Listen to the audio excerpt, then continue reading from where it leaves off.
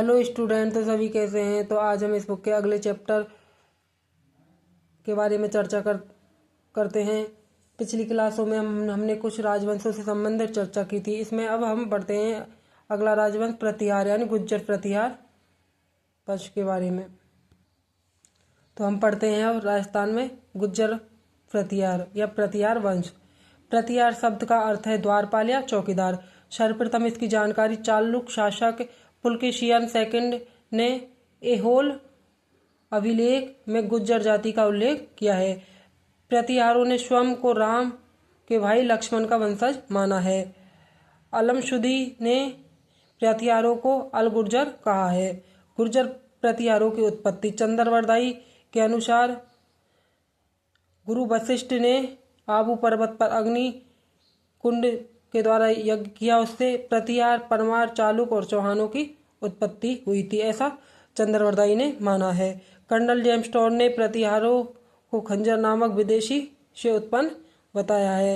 हैंसांग की पुस्तक में सीयूकी के अनुसार प्रतिहारों का क्षेत्र कुचेला यानी गुजरात है।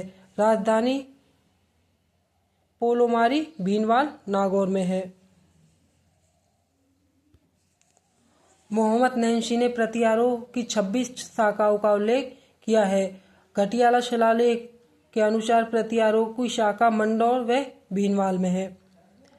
इसके कुछ महत्वपूर्ण फैक्ट हैं। जैसे प्रतिहारों की कुलदेवी चामुंडा माता को माना है।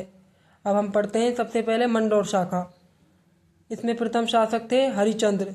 प्रतिहार वंश का संस्थापक है ये हरिचंद्र। आदि पुरुष मूल पुरुष इसे ही माना है। इसने उपाधि रोहिल्द की उपाधि इसने धारण की थी। इसकी पत्नी वद्रा जो क्षत्रिय महिला थी। इनके 4 पुत्र हुए थे, भोगवट, कक, रज्जिल और दद्द। तो दूसरा शासक बना था रज्जिल। मंडौर के प्रतिहारों की वंशावली की शुरुआत इसने की थी, रज्जिल ने। इसने राजधानी मंडौर को बनाया। अगला शासक बना था नागवट प्रथम। इसने राजधानी परिवर्तन कर मंडौर से मेवाड़ में मिला दी थी। अब अगला शासक पढ़ते हैं वाउक। जानकारी मंडौर शिलालेख में मिलती है।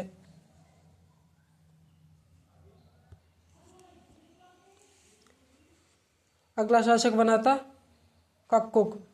इसने घटियाला से 2 शिलालेख प्राप्त हुए थे इसके समय के। अगला शासक इंदिरा प्रतिहार। इसने 12वीं शताब्दी में मंडौर के रावचूड़ा को दहेज में दिया था इसने। फिर हम भीनवाल की शाखा के बारे में पढ़ते हैं। इसका प्रथम शाखा था इनका भीनवाल शाखा का प्रथम शासक था नागवट प्रथम। इसने 730 ईस्वी से 760 ईस्वी में शासन किया था। भीनवाल प्रतिहार शाखा का संस्थापक था। इसका उपनाम नागा विलोक है और ये से नारायण का अवतार माना जाता है। इसने राजधानी उज्जैन बनाया था। प्रतिहार साम्राज्य का वास्तविक संस्थापक नागवट प्रथम को माना जाता है। इसके बाद कक्कुक। इसने मंडौर में विजय स्तंभ का निर्माण करवाया था। राज्य का दूसरा विजय स्तंभ है ये। इसने राज्य का प्रथम विजय स्तंभ भीमलाट भयाना में है। फिर अगला शासक बना था इसके समय देवराज।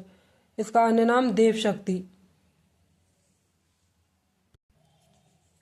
हम पढ़ते हैं प्रतिहारों के अगले शासक वत्सराज के बारे में। देवराज का यह पुत्र था। इसका उपनाम रणहस्तिन था। प्रतिहार वंश का वास्तविक संस्थापक था यह। कन्नौज पर अधिकार के लिए त्रिपक्षीय संघर्ष की शुरुआत इसने की थी। त्रिपक्षीय संघर्ष बंगाल, दक्षिणी भारत और गुर्जर प्रतिहार इसमें शामिल थे। वत्सराज ने पाल शासक धर्मपाल को पराजित किया। राष्ट्रकूट शासक ध्रुव ने वत्सराज को पराजित कर दिया। राष्ट्रकूट कन्नौज के शासक इंद्रायुध को पराजित किया था इसने। वत्सराज के समय उद्योधनसूरी, कुमेमाला, जिनशेनसूरी, हरिवंश पुराण, ओशिया में महावीर स्वामी जैन मंदिर का निर्माण करवाया था।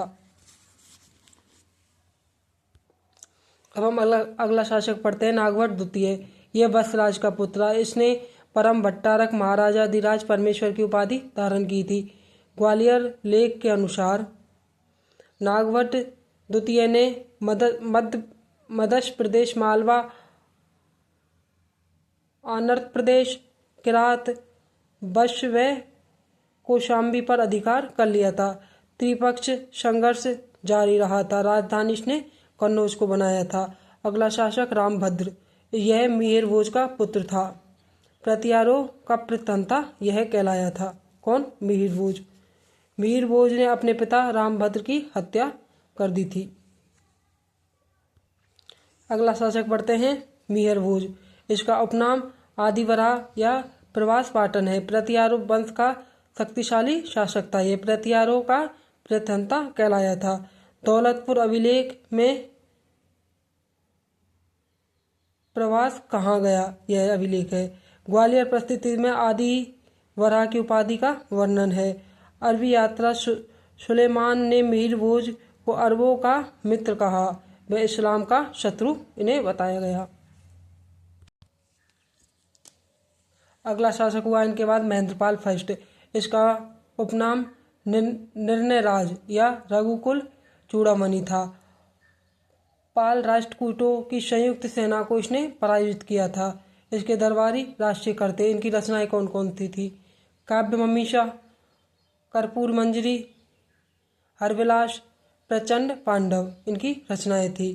इनके बाद अगला शासक हुआ भोज द्वितीय। यह उत्तराधिकारी संघर्ष रहा था इसमें। फिर इसके बाद अगला शासक हुआ था महिपाल। इसने उपाधि रघुकुल मुकुटमणि की धारण की थी, यानी जो राजशेखर के द्वारा इन्हें दी गई थी। राष्ट्रकूट वंश के शासक इंद्र तृतीय ने पराजित किया था इसको। राज्यपाल, अगला शासक बना राज्यपाल। मोहम्मद गजनवी का कन्नौज पर आक्रमण इनके समय हुआ था 1018 ईस्वी में। राज्यपाल ने आत्मसमर्पण कर दिया था।